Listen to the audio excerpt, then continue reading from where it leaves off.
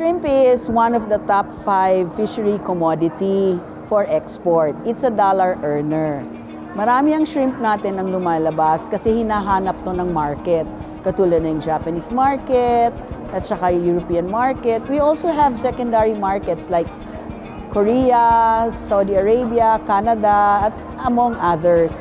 So prime, ang Peneus monodon or the supo is a prime product. In the 80s, our industry suffered a big slump because of diseases. So from 90,000 metric tons, bumagsak tayo to 35,000 metric tons kasi nagkasakit yung ating shrimp. At hindi natin alam kung ano yung sakit na yon, hindi natin alam kung paano lalabanan. And fortunately, napag-aralan natin mabuti yan. So now, we are at around 60,000 metric tons. So malapit na tayong bumalik sa dati nating kalagayan. The industry was able to revive and rehabilitate.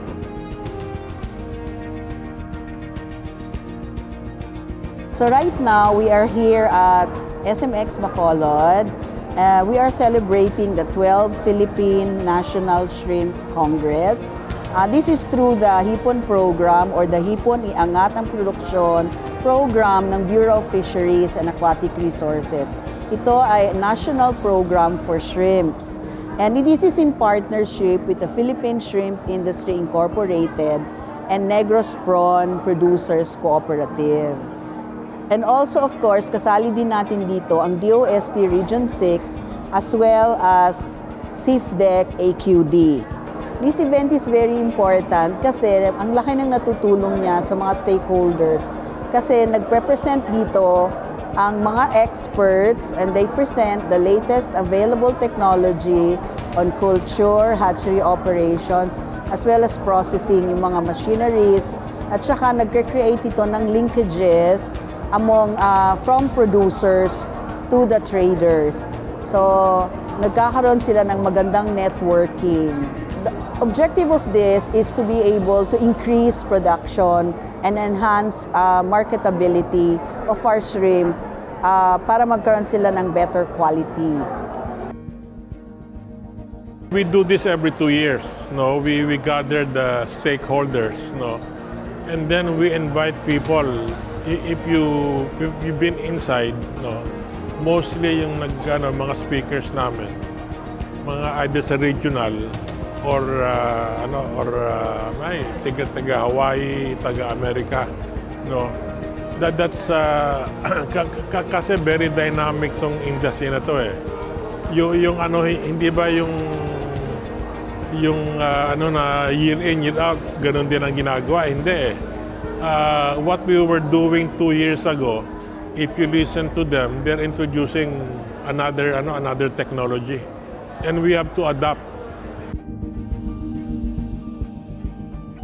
The theme of the Congress is strengthening synergies towards a progressive shrimp industry for global competitive advantage. Kasi gusto natin na the more united we are, the stronger we become, and the more competitive we are. Kasi kung paisa-isa lang or piece rate lang tayo, hindi tayo isang buong industriya, we cannot compete sa pandaigdigan na industriya. Doon sa first day ng event, nagkaroon na tayo ng cutting of the ribbon ng ating exhibits na graced by none other than the Senator Cynthia Villar, who is the chairman of the Committee on Agriculture and Food sa Senado. Meron tayo ditong 56 na booth ng iba't ibang ahensya. Merong mga feeds at saka mga makinarya, merong mga magazines, merong mga probiotic, at saka mga inputs para sa farms.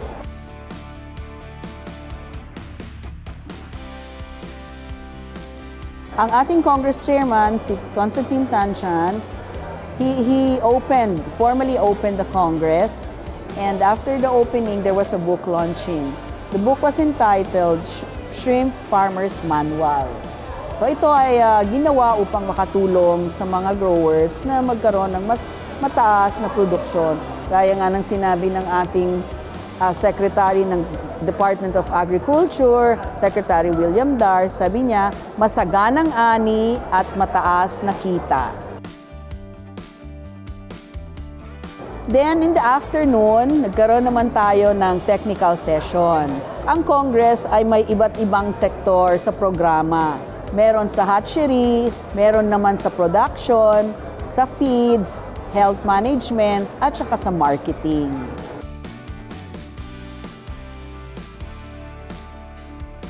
Meron tayong hipon program. So, H is for hipon, I, iangat, P, production, O-N sa dulo. So, hipon, iangat ang production. What are our activities? So, ang 8 paradigm ng ating buting Secretary William Dar ng Department of Agriculture ay modernization, industrialization, export promotion, legislative support, consolidation of farms, roadmap development, infrastructure, and higher budget and investment. So yun. So when it comes to modernization, of course, we have new technologies, like new culture technologies. Example, the use of aerators and also central drain. We have the sludge ponds, bird scare. So those are new technology that we should modernize. Then number 2, kasi if we stay traditional, mababa pa rin ang production natin. And after modernization, we have the industrialization. So magme-mechanize tayo, di ba? Sa processing plants natin, i-improve natin. Then, we have the export promotion. Siyempre, it's an export product and it's important that we do value adding para mas marami pa tayong mamamarket o mabibenta sa ibang bansa at saka locally for export na. Then we have the legislative support. We really need the support of the lower house at saka sa Congress. Tapos yung local government units, kailangan natin suporta ng ordinansa nila para magkaroon tayo ng mariculture parks at saka yung sa export processing zone. So that's the legislative support. For the roadmap development, we have our 5 potential commodities. Shrimp is seaweed, milkfish, tilapia, and shellfish. So yun, gagawa tayo ng roadmap, say muna medium term roadmap for the next 5 years para alam natin kung anong dapat priority na activities natin for the improvement of the industry. Then, infrastructure development. We have our community fish landing centers. This will help reduce post-harvest losses. So, meron tayong freezers, gagawa tayo ng mga ice plants doon sa ating mga CFLCs. And lastly, higher budget and investment. The higher budget you have, the more profit that you will have. So, ayun tinasabi na economies of scale. So, in order to have a higher budget, meron tayong tinatawag na ASEF, Agriculture Competitive Enhancement Fund sa Land Bank. So, tumutulong sila sa ating mga mangingisda at saka yung mga growers para magkaroon sila ng pera, pang-invest doon sa kanilang negosyo. This is a very successful event. Primarily, maraming mga business negotiations na na-close nila. Tapos marami silang natutunan, ang mga comments ng mga participants, mas magaganda ngayon ng mga lectures, mas maraming bago, new and innovative technologies na natutunan nila.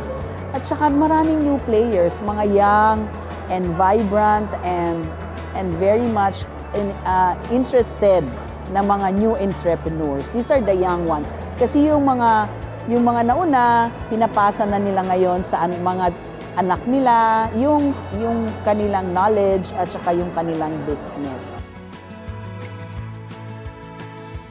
Una-una, hindi naman talaga ako like technician or what. Kasi from land bank ko ako. So talagang I really have to study the details.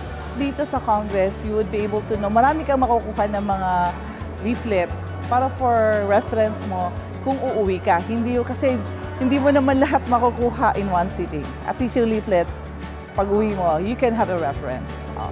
So mga Panama growers, sundin nyo na lang protocol ng before, yung biosecurity, that's it. Wala na talaga yung management. Siyempre, gaya nung ibang trabaho, ibang negosyo, dire-diretso kasi yung kaalaman walang katapusan yan. So, kailangan, gaya ng mga ganito, kailangan naming umattend para matuto ng mga bagong kaalaman, teknolohiya na may apply namin sa aming pag-aalaga ng hipon. Kasi ako isang grow out farm yung sa akin. So, yung mga topics na may kinalaman ng pag-aalaga, grow out, yun yung mga inaabang ako. Sa BFAR, salamat sa pag-invite dito. Sana sa ulitin, ma-invite ulit kami para matuto pa.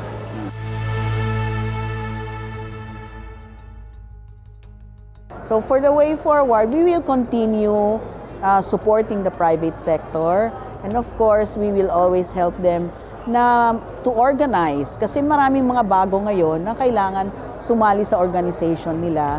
Magkakaroon tayo ng mga different fora in different regions to organize them. Buhayin natin ulit kasi may mga region na nawala yung organizations nila. Yung public-private partnership is very important kasi ang government will support the needs of the private sector. The private sector will invest on the industry and government will support para mag-improve ang industry. So itutuloy pa rin natin yung disease surveillance natin and reporting. Meron tayong disease surveillance, monitoring, and reporting. Tuloy pa rin natin yan para ma-monitor natin ang health ng ating shrimps. If we continue doing yung good aquaculture practices, which we recommend, meron na tayong tinatawag na PNS-GAQP or the Philippine National Standard for Good Aquaculture Practices, maalagaan natin ang ating environment, our industry will be sustainable.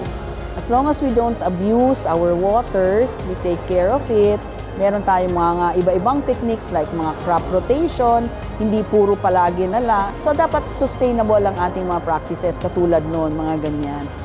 The industry is actually very promising because the world loves shrimps.